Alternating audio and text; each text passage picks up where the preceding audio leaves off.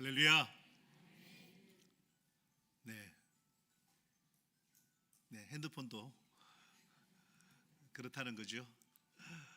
네, 오늘 스바냐 3장 17절 이 말씀 본문을 중심으로 해서 스바냐서 1장부터 3장까지 전체의 내용으로 하나님의 기쁨이 되는 우리란 제목, 이 말씀으로 하나님께 영광 돌리겠습니다. 말씀이 많은 은혜가 되시기를 주님의 이름으로 축복합니다. 한번 여러분 제 이런 질문 한번 드려보고 싶어요. 여러분 진짜 하나님을 기쁘시게 하는 존재입니까? 인생 전체를 생각하면 좀 너무 많은 사건과 일들이 있었으니까 우리 지난 한 주간만을 가만히 한정해서 한번 생각해 보시죠.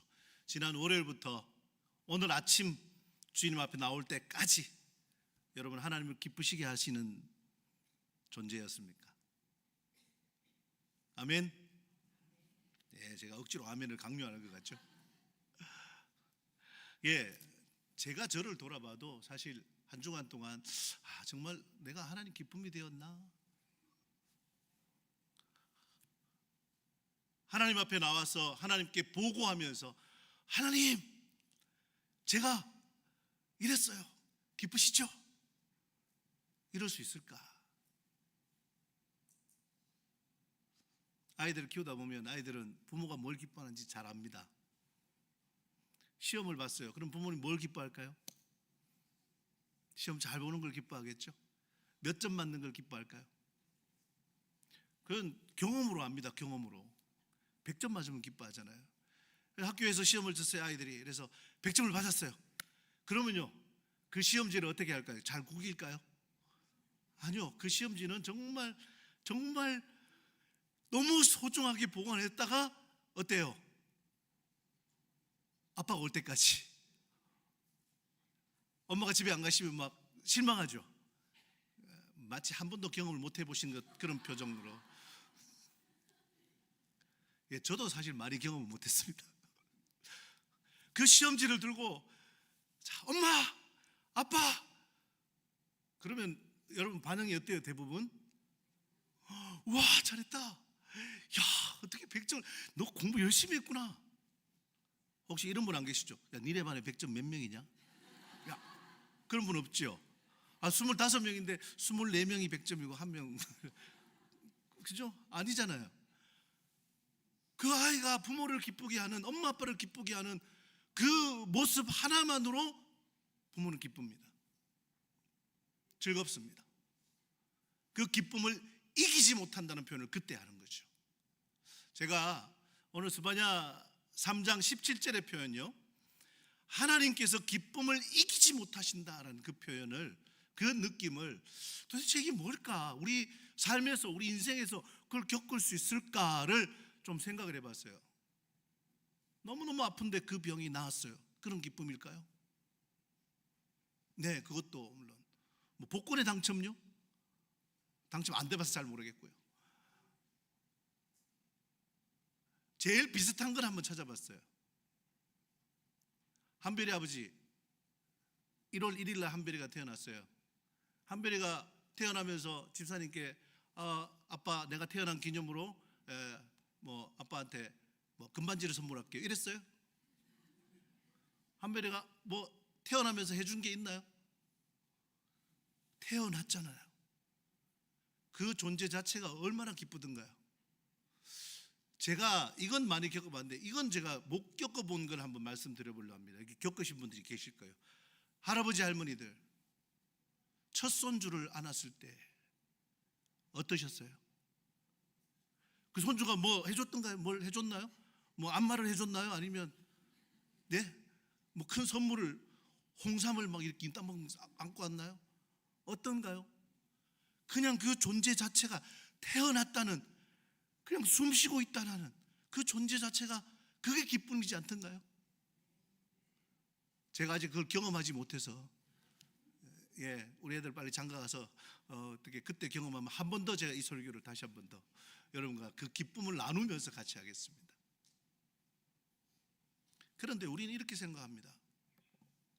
너무 부족해요. 이번에도 실패했어요. 그러니까 하나님은 나한테 실망했을 거라 이렇게 생각합니다. 오늘 새벽에 제가 목사님 새벽에 나오려고 그랬는데 잠깐만 눈 한 번만 감자 했는데 가만 닫더니까 1시간이 지났어요. 여러분, 하나님은 우리의 부족함과 우리의 연약함과 우리의 실패 때문에 실망하지 않으십니다. 오늘 제가 스바냐 3장 17절에 가장 중심되는 그 대목, 우리 때문에 기쁨을 이기지 못하신다는 그 하나님의 기쁨, 하나님의 기쁨이 되는 우리에 대해서 오늘 스바냐서 1장, 2장, 3장을 1대지, 2대지, 3대지로 해서 한 장 한 장씩 여러분과 함께 나누렵니다. 왜 하나님께서 우리 때문에 기쁨을 이기지 못하시는지, 왜 하나님께서 우리 때문에 기뻐하시는지, 어떻게 하나님의 기쁨은 우리로 말미암아 일어나는지를 오늘 저와 함께 나눠보시고, 여러분 이 하나님의 기쁨이 오늘 예배를 마치고 나가시는 저와 여러분 가슴 안에 충만하게 임하시기를 주님의 이름으로 축원합니다. 자, 그 첫 번째 스바냐서 1장을 보시면 1장 2절에 이렇게 되어 있습니다. 여호와께서 이르시되 내가 땅 위에서 모든 것을 진멸하리라. 뭐죠? 심판입니다. 그런데 심판하고 기쁨이 무슨 관계가 있나요? 여러분, 지금 선지자가 선언하는 심판요, 이 스바냐 선지자가 선언하는 이 심판은 목적이 다릅니다. 하나님의 심판은 어떤 잔인한 분노가 폭발하는 심판이 아니라, 그는 하나님께서는 우리가 하나님과의 깨어진 관계를 다시 회복시키고 다시 온전하게 고치시려는, 그러니까요 마치 의사가 아픈 부위를 도려내고 수술하듯이 꽉 차 있는 그 고름을 완전히 다 짜내고 그 갈라진 부위를 봉합하는 수술을, 외과 수술을 하듯이 하는 그 하나님의 사랑의 외과 수술 같은 거라는 거예요. 그래서 이것을 히브리서 12장은 이렇게 말합니다. 주께서 그 사랑하시는 자를 징계하시고 그가 받아들이시는 아들마다 채찍질 하십니다. 물론 히브리서 12장의 이 말씀은 고난당하시는 예수 그리스도를 바라보는 그 심정으로, 그 아버지 하나님의 심정을 노래한 겁니다. 하지만 여러분 꼭 기억하십시오. 하나님께서는 우리를 심판하시는 것이 그냥 단순히 분노를 쏟아내시고 벌을 주시고 결국에는 멸망하게 하시려는 그 목적이 아니라, 하나님의 목적은요 기쁨을 회복하시기 위한 목적이에요. 우리와 저와 여러분과 하나님과의 그 관계의 기쁨 말입니다. 만나면 너무 좋고요. 오늘 예배 오실 때 어떠셨어요? 세상의 모든 짐을 다 지고 오셨죠? 내려놓으세요. 여기다 다 내려놓으세요. 저 문을 나가시고 다시 가정으로, 다시 일터로, 다시 세상으로 나가실 때는 여러분 아무 짐이 없으시기를 주님의 이름으로 축원합니다. 여러분 마음속에는 뭐만요? 하나님의 기쁨만이, 우리를 향하여 보시는 그 첫 아기를 보는, 첫 손주를 안는 그 존재 자체만으로의 기쁨, 그 하나님의 기쁨이 여러분 안에 충만하시기를 주님의 이름으로 축원합니다. 요게 스바냐 1장의 내용이었고요. 2장을 볼까요? 2장을 보면 2장 초미에 보면은 수치를 모르는 백성들아 모일지어다 이렇게 시작을 해요. 모이라는 거예요. 모이라. 왜요? 그 뒤에 3절에 나옵니다. 하나님께서는 찾는 자, 이 찾는 자들을 기쁨으로 회복하십니다. 그런데요, 우리는 하나님 앞에 나올 때 제가 아까 처음에 질문했잖아요. 여러분이 지금 하나님을 진짜 진정으로 기쁘시게 하는 그런 모습입니까? 했는데 답하기가 힘드시죠. 왜냐하면 우리가 늘 부족하거든요. 연약하거든요. 어느 정도 좀 잘했다 싶은데 이번에는 100점 맞았는데 다음번에는 100점 맞을 자신이 없어요. 우리는 늘 부족합니다. 그래서 좀 완벽하고 싶어요. 그런데요 여러분, 하나님께서 그거 원하실까요? 하나님께는 원하지도 않으실 뿐더러 우리의 존재 자체가 그렇게 완벽하지 않다는 걸 하나님이 너무 잘 아십니다. 그래서 우리 하나님은 결코 흠이 없고 완벽한 사람을 찾으시는 분이 아니란 사실을 오늘 여기서 분명히 아셔야 돼요. 넘어질지라도. 지난주에 왔는데도 힘들었는데 이번 주에도 힘들어요 하나님. 그럴지라도 다시 고개를 들어서 온 마음으로 그 중심으로 하나님을 간절히 찾는 자를 하나님은 품어주십니다. 이걸 분명하게 이야기하는 성경이 바로 누가복음 15장의 탕자의 비유입니다. 예수님께서 말씀하신 이 탕자의 비유는요, 오늘 스바냐서 2장 3절에 말하는 여호와를 찾으며 공의와 겸손을 구하라는 이 말씀과 너무나도 딱 맞는 비유입니다. 자 보세요. 탕자요. 그 탕자가 어떻게 완벽하게 준비가 되든가 아니면 성공해서 돌아온 건가요? 아니에요. 신발도 제대로 못 신었나 봐요. 옷도 제대로 못 입었나 봐요. 그럼에도 불구하고 아버지가 달려가서 안아주고 품어준 이유는 단 하나입니다. 왜요? 돌아왔기 때문에.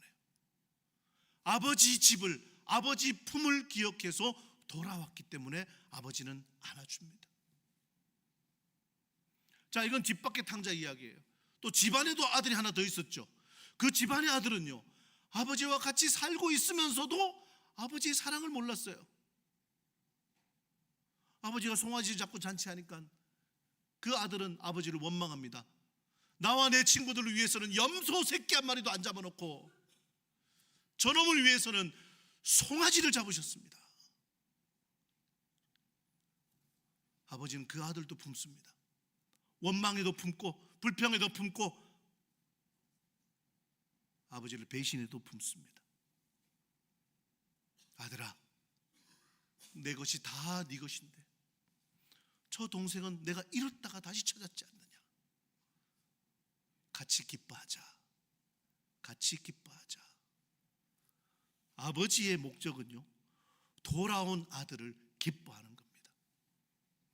사랑하는 성도 여러분, 그래서 스바냐 선지자가 활동하던 시대는 요시야 왕, 이스라엘 유다 왕 중에서 하나님께 기쁨을 받은, 하나님께 칭찬받은 몇 안 되는 왕 중에 한 명입니다. 개혁을 했거든요. 성전을 수리하다가 그때 찾아 나온 율법책을 보고 자신들이 이제껏 절기도 못 지켰고 하나님께서 주신 계명도 못 지켰다는 것을 회개하고 요시야 왕 때 개혁합니다. 종교 개혁을 합니다.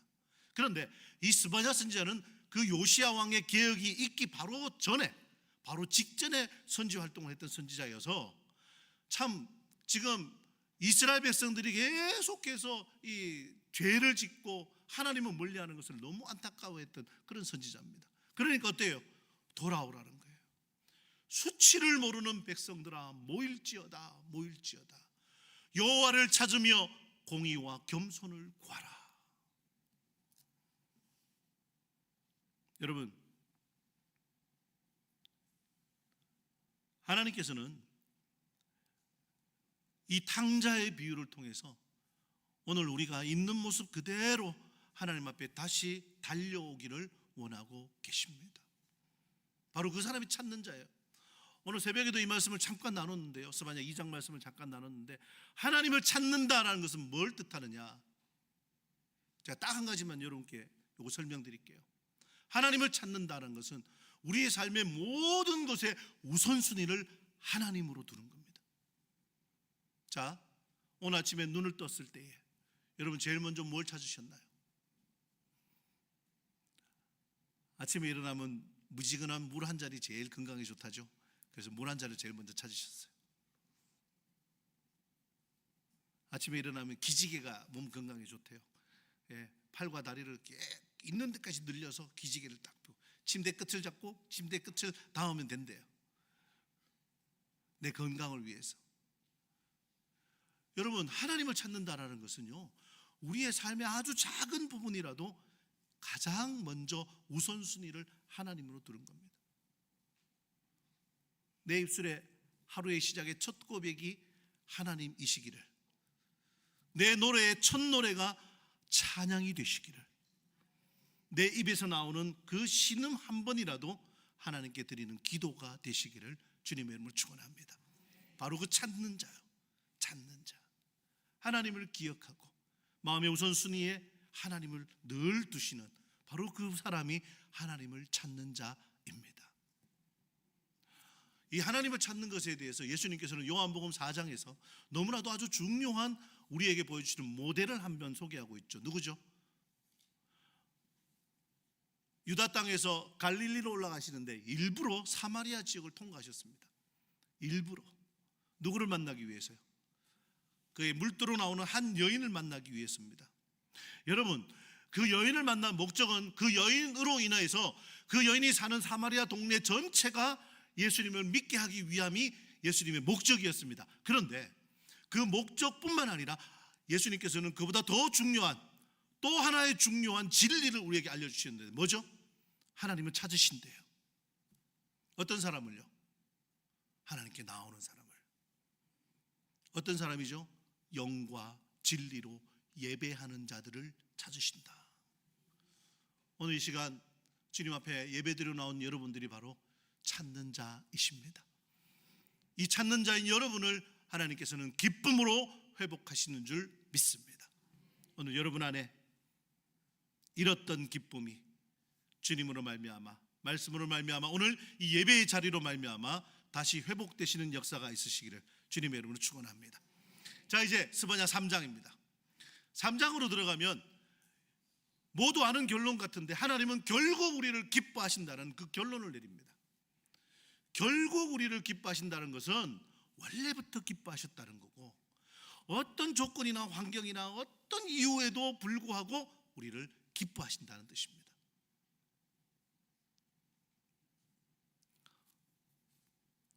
여러분은 아이들 기저귀 갈아보셨죠? 예, 저도 꽤 갈아봤습니다. 전 그때 알았습니다.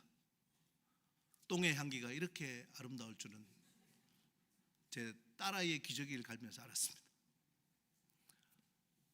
기뻐한다는 것은요, 조건을 따지면 그 진짜 기쁨 아닙니다. 하나님은 우리를 그냥 기뻐하십니다. 그 하나님이 우리를 기뻐하신다는 그 유일한 증거가 바로 십자가입니다. 십자가. 여러분, 십자가는요, 죄를 용서해 주는 게 십자가죠. 그런데 단순히 죄를 덮어주는, 어떻게 보면 그냥 마지못해서 받아주는 그런 게 아닙니다. 십자가는요, 이건 최고의 기쁨입니다. 십자가를 기쁨으로 설교하는 사람은 사실 많이 없습니다. 하지만 저는 오늘 스바냐서의 말씀, 스바냐 선자의 선포를 이어서 십자가를 바라보면, 십자가는요, 우리를 그 영광스러운 존재, 어떤 존재죠? 하나님이 그냥 기뻐하시는 존재로 그렇게 만들어준 유일한 방법이 십자가라는 사실입니다. 그래서 오늘 우리가 함께 읽었던 스바냐 3장 17절은요, 다른 어떤 조건 때문도 아니고 오직 우리라는 존재 하나만으로 세상을 만드신, 온 우주를 창조하신 창조주 하나님께서 춤을 추면서 기뻐하신다라는 그런 선포입니다.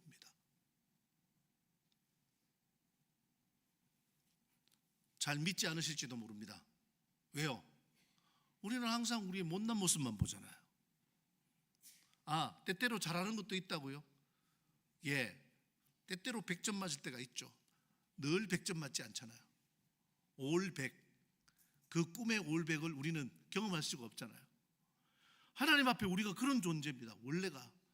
그런데 하나님께서 그런 조건 따지고 그런 이유 따지면 우리를 기뻐하실 이유가 하나도 없어요. 하지만 말씀드렸죠, 하나님은 우리 때문에 기뻐하십니다. 자, 이 스바냐서를 1장, 2장, 3장까지 하나님의 기쁨으로 이렇게 달려가는 스바냐서의 결론을 묵상해 보다가 저는 지난주 여러분과 함께 나눴던 하박국서를 다시 떠올리게 됐습니다. 하박국서를 떠올리면요, 스바냐서의 말씀이 더 우리에게 충격으로 와닿습니다. 어떤 충격이면 영적 충격이요. 자, 하박국은 뭐라고 고백하죠?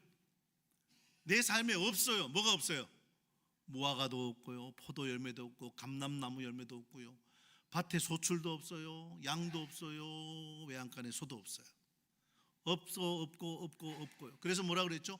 없을지라도의 감사. 지난주에는 맥주 감사주일이라 감사로 표현했는데 없을지라도 나는 기쁩니다. 이렇게 표현했어요. 어때요?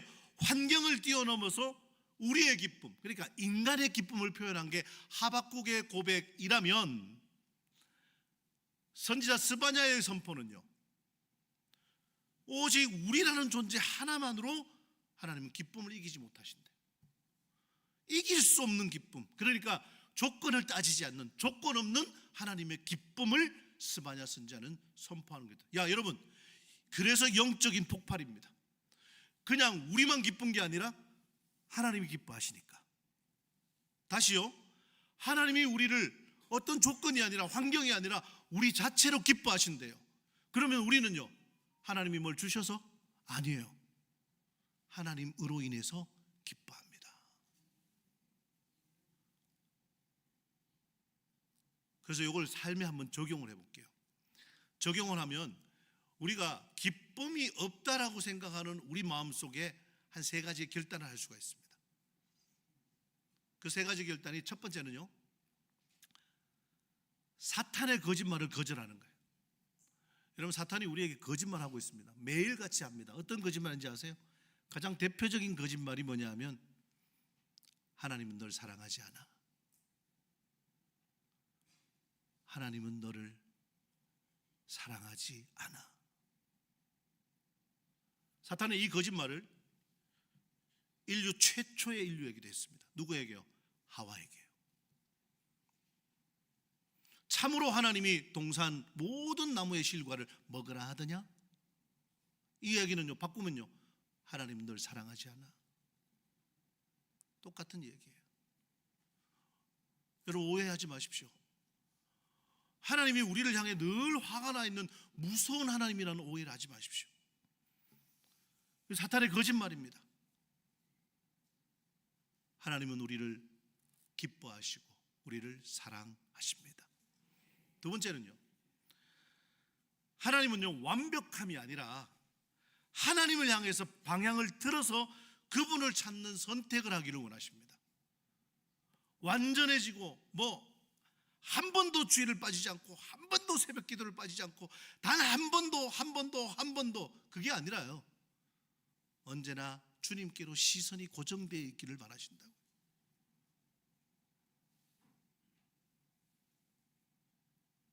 중심을 보시는 하나님. 여러분의 중심이 언제나 하나님을 향해 있으시기를 주님의 이름으로 축원합니다. 방향. 우리 그런 말 하죠.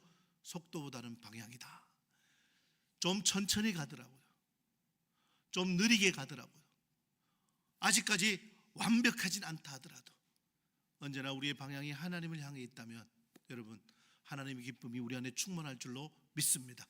자, 세 번째는요, 하박국의 고백과 우리 합쳐졌어요. 이제 하박국 선지자와 스바냐 선지자, 물론 스바냐 선지자는 요시야 왕의 개혁 바로 직전에 활동했던 선지자인데, 하박국 선지자는요, 요시야 왕의 아들이에요. 여호야김 왕이라고. 그런데 요시야 왕은 하나님을 기쁘시게 하는 왕이었는데, 이 여호야김은 악한 왕이었어요. 우상을 섬기고요, 율법을 지키지 않고요, 백성들을 탄압했던 그런 왕입니다. 그러니까 하박국은 그렇게 고백할 수밖에 없어요. 없습니다 라고 고백할 수밖에 없어요. 하지만 그 조건 없는 감사, 조건 없는 기쁨이 인생의 방향을 하나님께로 완전히 바꿨다는 그런 강력한 신호가 됩니다. 자, 여러분, 어떤 사람이 감사하는 모습을 가만히 보십시오. 감사할 제목이 하나도 없는데, 아니 감사할 이유가 하나도 없는데 저 사람 입에 항상 감사가 있어요. 아파도 감사합니다. 없어도 감사합니다. 안 이루어졌어도 감사합니다. 그러면요, 그 사람의 중심이 어디 있다고요? 하나님께로 있다고요. 오늘 스바냐서 1장, 2장, 3장의 그 정리를 오늘 다시 한 번 더 올려드립니다. 하나님의 진짜 마음을 아십시오. 하나님은 우리를 기뻐하십니다. 심판은요, 고난은요, 그거는 망하게 하기 위함이 아니라 그냥 징계를 위한, 바로잡기 위한 그런 외과 수술 같은 거예요. 그래서 하나님께서는 찾으십니다. 어떤 사람을요? 하나님을 찾는 자를 찾으셔요. 삶의 우선순위를 언제나 하나님께로 꼭 고정해두는 저와 여러분 다 되시기를 주님의 이름으로 축원하십니다. 축원합니다. 또한 하나님 우리를 기뻐하십니다. 결과예요. 결과. 그냥 마지못해서가 아니라 최고의 기쁨으로, 최고의 기쁨으로, 무언가를 받아서가 아니라 하나님은 우리를 그냥 기뻐하십니다. 오늘 이 마음으로 스바냐 3장 17절 말씀요 다시 한번 읽어볼까요? 스바냐서 1장의 심판과 2장의 찾으시는 것과 그리고 3장의 우리를 통하여 우리로 말미암아 기뻐하신다는 그 하나님의 마음을 스바냐 선자의 선포로 다시 한번 읽고 묵상하겠습니다. 시작. 너의 하나님 여호와가 너의 가운데 계시니 그는 구원을 베푸실 전능자이시라. 그가 너로 말미암아 기쁨을 이기지 못하시며 너를 잠잠히 사랑하시며 너로 말미암아 즐거이 부르며 기뻐하시리라 하리라.